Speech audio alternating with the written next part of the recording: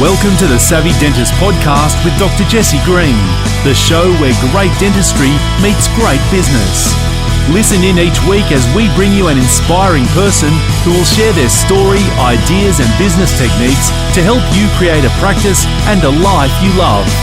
And now introducing your host, Dr. Jesse Green. Hello everyone, it's Jesse Green here. Welcome back to SavvyDentist.com and to the Savvy Dentist podcast. It's fantastic to have your company for another episode of the show. Now, if you are a motivated and driven practice owner and you want to get more from your practice and more from your life, come and join us in the Savvy Dentist Facebook group, because in there you're going to find we've got some tools, some training that are going to help you on your journey to practice success. Whatever it is you're looking to achieve, there'll be something there for you. Now, in this episode, we're going to be talking about creating a successful practice, because in particular, I want to talk about how to create a practice and a life that you love. So I want to go through a 5-step scaling framework that I teach our high-end mastermind clients. And this episode is really brought about because I received an email from a dentist the other day. I'm going to call him Steve. That's not his real name. I don't want to reveal his identity. But what Steve wrote to me was really distressing, but I also really related to it. Steve runs a successful dental practice. He's making good money. He's got good patient flow. He generally enjoys his dentistry to an extent. But what's actually happening is that he is working harder and harder and harder. And what he's seeing is that he's staying back late after work. He'll be doing dentistry during the working day. He'll stay back after work to maybe write some referrals or review cases or maybe even meet with the team. And then what's been happening for Steve is he's been getting home later, and that's having an impact on his personal life. It's having an impact on his relationships at home. It's having an impact on his relationships with himself. So he's not taking care of himself. He can't fit himself into his own day anymore. And on top of that, he's missing things with his young kids. He's got 2 young kids, and he feels like he's missing out. And so he's always feeling like he's choosing. He's either having to choose to be at home with his family and then feel guilty about not doing the work that he needs to do, or if he's at work, he feels guilty for missing out on those family things. And he wrote to me in a deal of distress, asking me for some thoughts and for some advice on how to get out of that. Now, I want to tell you, I have been in those shoes. When I had my first dental practice, I had a practice very similar to what Steve spoke about. Good money, lots of patients, working too long hours. And what ends up happening is when you're in that situation is you run out of energy at some point and your effectiveness diminishes, your returns decrease, and essentially the practice runs the risk, at least, of going into decline. So I wanted to talk about how to interrupt that pattern, how to break that cycle. And I want to share with you really the process of scaling up. Now, before I get to the process itself, you'll remember that there's really 3 levels of growth in a practice, well, maybe even 4 if you talk about starting up. But beyond starting up, you've really got a place where you're focusing on growth, and that level is really designed to drive profitability of your practice. Then there's the scaling level, and then there's, of course, the value where you're creating enterprise value. And so we talk about profitable, scalable, and valuable. Now, to go from a profitable practice like the one Steve has and like the one I had in my first practice, there's some shifts that need to occur. It's not about working harder. It's about re-engineering the business model. It's about working in slightly different ways, focusing on slightly different areas, but getting vastly different results. Now, I didn't figure this out early in the piece. I've got to tell you that I did the traditional practice management program that is still around today, and it taught me how to have a job in my practice. And now, if that's you and that's what you like, that's totally cool. There's nothing wrong with that. If you like operating that way, then this episode's probably not for you. But what I found is I didn't want to operate that way, and I'd ignored all my previous business instincts and followed what I thought was the right way for dentistry. And in actual fact, it was the wrong way for me. It was the wrong way for me because I wanted to have a practice that gave me the money and the time and the fulfillment rather than just money. And so, yes, I acknowledge that making a financial return on your practice is very important. Of course it is. We get that, right?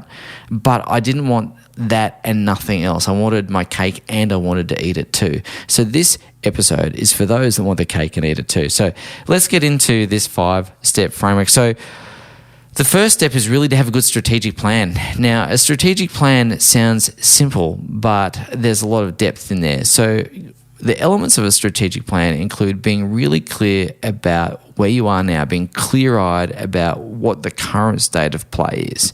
You've got to know what's working and what's not. Now, we've got to be able to address that objectively rather than emotionally. We want to be able to assess whether our systems are holding up, whether our team is on board. We've got to analyse the team. We've got to figure out whether they are a great fit for our culture, and whether they're performing well in their roles. We've got to be able to look at our goals as well and be really clear about what we're trying to optimize our practice for. Because if we're not clear about what the outcome is, then we're not going to really get there. And what I see happen a lot of times for dentists is they just want something other than what they've got, and they don't specify what that other than is. And so we've got to get as much clarity around that as possible.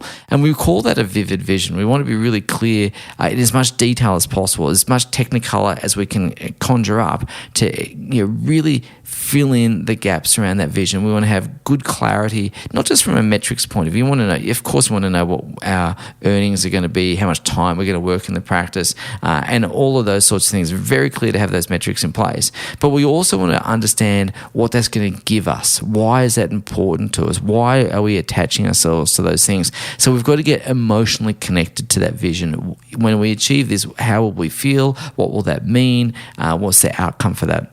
Any strategic plan needs to identify some milestones and markers along the way for, on the journey from where you are to where you want to get to. You've got to have some milestones and markers, and we need to be able to put some flags in the ground so that we know that we're on track and we're making progress. And, I liken that to a train track. If you're going from one station to the next, the train's got to run to time. And if it's not running to time, or if it's going in the wrong direction, then we've got some problems. But any good strategic plan will also identify risk. And risk is a really important thing. We've got to identify what could disrupt our future stream of earnings. We've got to identify what could derail our plans, and we've got to put some risk mitigation strategies in there. So when you're looking at risks, firstly, you want to go through the process of identifying them and then quantifying them, meaning like how likely is that risk to occur, what would be the severity of that event should it occur, and then putting in place some carefully crafted risk mitigation strategies around that. And so when you're thinking about your strategic plan, it really is your North Star. It's designed to come back to over and over again. It's designed to make sure that you are holding yourself to account and not wandering off on all different manner of paths, which can happen very candidly when you're busy with stuff. So we always want to be coming back to this strategic plan. So that is step number 1 of our 5-step framework. This is the Savvy Dentist Scaling Up framework. So step number 1 is strategy. Step number 2, though, is about building assets. It's important to understand that income always follows assets. If you look at a balance sheet, it's the assets that generate your income. And what I'd share with you is that every headache, frustration, or bottleneck can be sourced back to a deficiency of assets. Now, that phrase, that comment, I learned from a fellow called Glenn Carlson, who's been on this podcast a couple of times, and I'd encourage you to go back and listen to those episodes. But every asset in your practice is designed to be turned into cash flow. Now, there's 4 types of assets in your practice broadly. There's your intellectual property assets, your ways of doing business, your systems, your processes, the how we do business kind of things. You've got your team as an asset, and how you are able to utilize that team and get them skilled up is going to be a key asset. Of course, there's the physical assets. There's the plant and equipment, the chairs, the compressor, the suction, the materials, all those sorts of things. And then, of course, you've got your patient base as an asset as well. And as I said, our whole role as a business owner is to be able to take those assets in our practice and firstly convert that to revenue. Once we've converted the asset to revenue, we want to take that revenue and convert it to profit, and then ultimately to free cash flow. Now, how effective we are as business owners of taking our assets and turning them into free cash flow is a measure of efficiency. So we've always got to be turning these assets into cash flow. And once you've turned them into cash flow, you've got a couple of options. The first option is to take that cash flow and either pay yourself a dividend as the owner, which is fine. The second option is to reduce any debt and borrowing you have, which I think is always good. Managing your debt levels is very prudent. You've got to be able to make sure that you don't have excessive amounts of debt.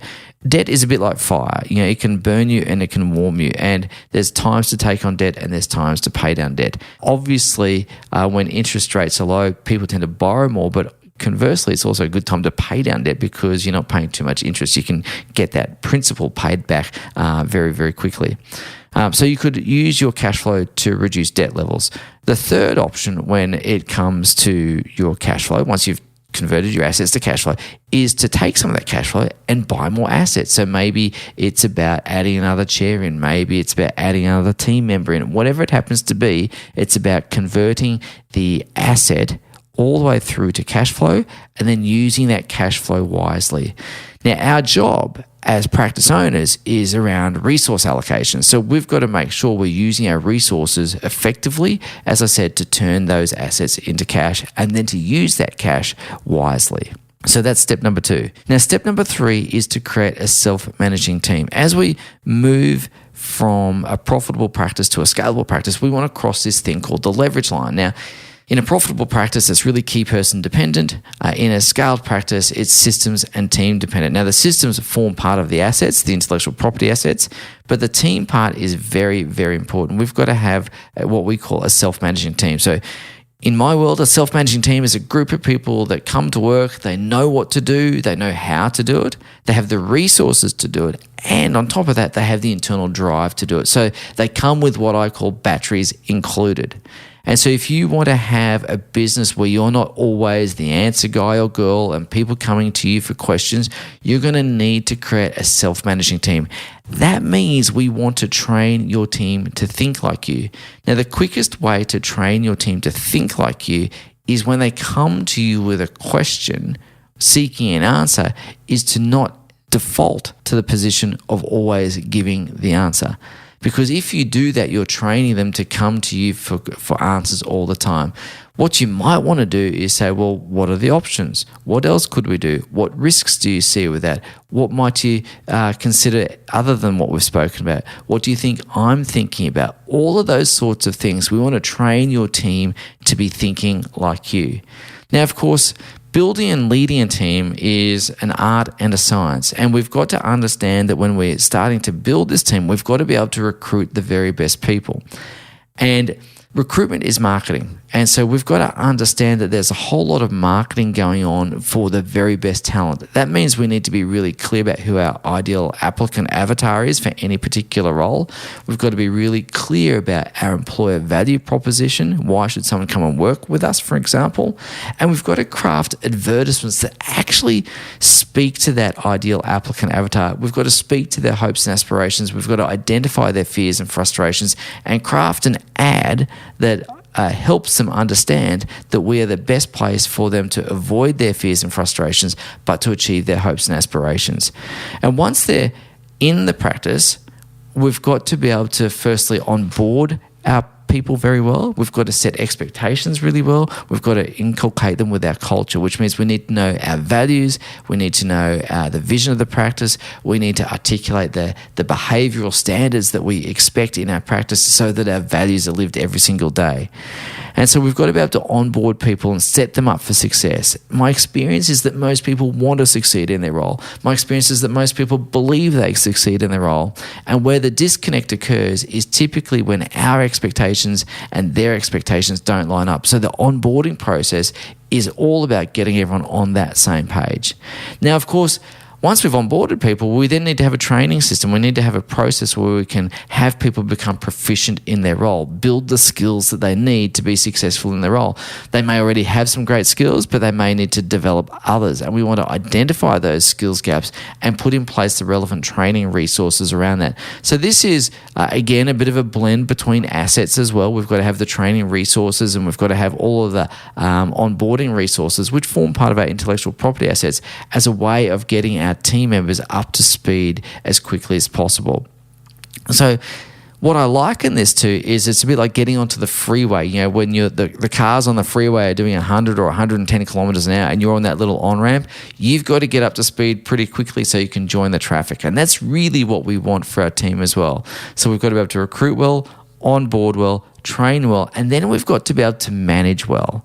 And that means we've got to be able to really identify how people are tracking, how they're traveling. We've got to be able to mentor them, guide them, coach them so that they're continually improving along the way. That means we've got to have regular training sessions. That means we've got to have regular reviews. We've got to have scorecards in place so that they know what the goalposts look like. And as business owners, and indeed if you're a practice manager listening to this as well, there's really a couple of key conversations that you want to have in your tool belt to be able to help people fulfill their potential. You want to be able to demonstrate appreciation for a job well done, clearly. And there's several ways you can do that, but I like the 5 languages of appreciation style of methodology. You need to be able to have a necessary conversation, which is sometimes called a difficult conversation. I don't like the word difficult because I don't think it has to be difficult, but it's a conversation that sometimes people avoid. And if we avoid having conversations with people, it means that we don't address the things that need to be addressed. So then things can fester. And then every now and then, from time to time, and hopefully this is a rarity, we need to be able to elegantly have someone leave the practice. We need to move them on. Now, hopefully that's not too common, but we want to be able to do that in a way that maintains the dignity of the person involved, because they might not be a great fit for our practice, but they might be a perfect fit for another role in another business somewhere. And so it's not about good or bad people, it's just about fit. And so when it comes to building a self-managing team where we've got people who know what to do and how to do it, we always want to be leveling up the team. We always want to be growing the top of the tree and pruning the bottom of the tree. We want to be leveling the team up all the way through, everyone moving forward together. And to have a self-managing team, that's going to give you the time, freedom, the flexibility. So that means when Steve, if you're listening to this, mate, and I hope you are, that means having your team think like you, take action like you, take things off your plate is going to be key. Now, what really mucks that up, though, is dentists holding on to things. We tend to be control freaks a little bit, some of us. And that means that our ability to delegate is sometimes impeded. We all understand intellectually the value of delegation. I mean, you hear that in every management book, every management seminar, delegate. But why do so few people actually do it? Well, the reason they don't do it is because they're afraid of the result not being what they want. They're afraid of adverse outcomes reflecting on the practice or themselves. All those sorts of things play into the mind of the business owner. So if you're going to delegate, you want to set people up for success, which means you've got to train them to do the task, not just kind of hand it off. And equally, rather than delegating tasks, you want to also delegate decisions and outcomes. And that's the key difference. Most dentists delegate tasks, and that means the dentist is still holding things in their mind. What we want to be able to delegate is outcomes and decisions, and that's a key and fundamental difference. And we want to be able to have reporting mechanisms so that if that particular team member gets stuck or needs support and help, they can still come to us. But we're coaching them and guiding them, not telling them what to do. So that's step number 3 around a self-managing team. That will set you free. That will free up your time. Coupled with systems and the intellectual property assets that we spoke about a moment ago, that's going to create an enormous amount of leverage in your day. It's going to create an enormous amount of free time for you, and it's going to allow you to get out of the practice and have a bit more balance in your life. But of course, on top of that, we do need data. We need to make informed decisions. We need to make sure we're collecting the correct data, the relevant data, and that would include a series of leading indicators and lagging indicators. Leading indicators are typically activities that need to be undertaken in a practice to produce a result. Now, we know the 80-20 rule, such that 20% of the activities produce 80% of the outcomes. So we want to identify the 20% of the leading indicators or activities. We call those activities critical drivers that produce 80% of the results. So we track leading activities as well as lagging results. And that's really, really important. On your dashboard, we know that if we get the results today, but we've stopped doing the activities, we know that in a little while, our results will suffer as well. So we've got to make sure of that. Now, as you scale up, an important metric you're going to need to be thinking about is capacity and capacity planning. This is really important. If you're looking to scale up and create more chairs under one roof or add new locations or whatever it is, you're going to need to be able to understand what your growth trajectory is. It means you need to understand what your scalable unit is. So it could be a chair with X number of patients, a clinician, and X number of support staff, or whatever it happens to be.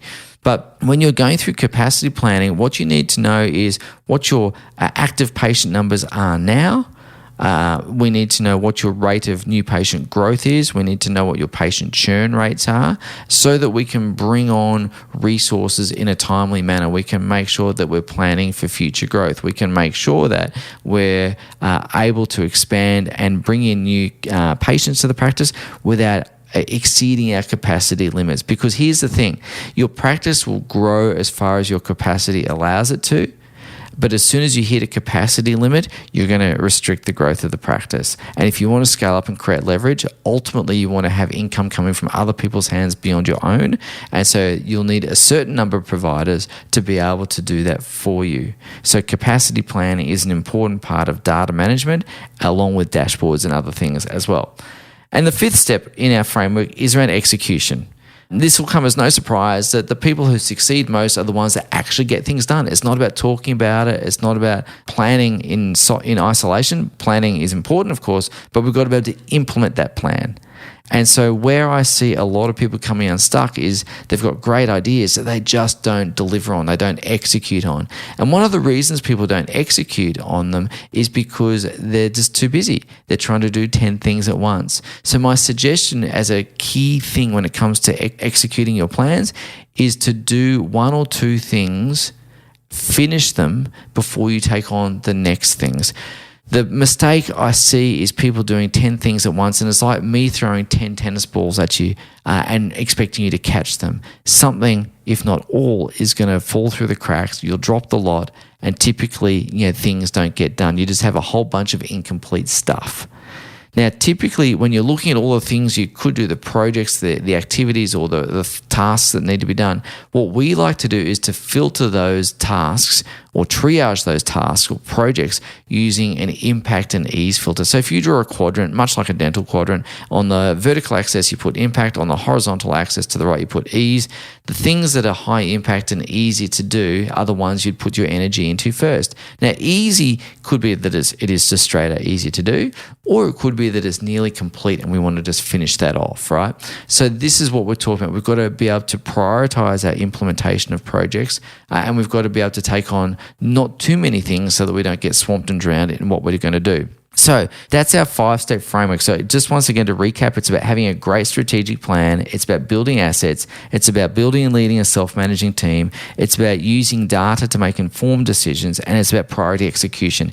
Now, if you can get these 5 things right in your practice, what you'll find is that your ability to earn continues to grow. You'll make more profit for sure, but that profit won't be reliant on you. And if you're looking to create a business that has value in the marketplace rather than just creating a job for yourself, if you want to have a business that has value, what we want for you as a practice owner is for your contribution to revenue to be progressively shrinking, meaning that we're having more leverage come through the system, meaning that income is being generated by other people beyond yourself.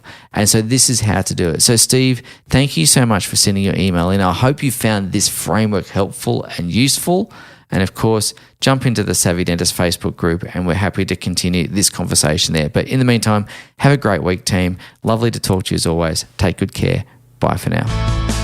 Thank you for listening to the Savvy Dentist podcast. For more episodes, go to drjessiegreen.com/savvydentist. And to discover how to build a high-performance dental practice, visit drjessiegreen.com and download the free report.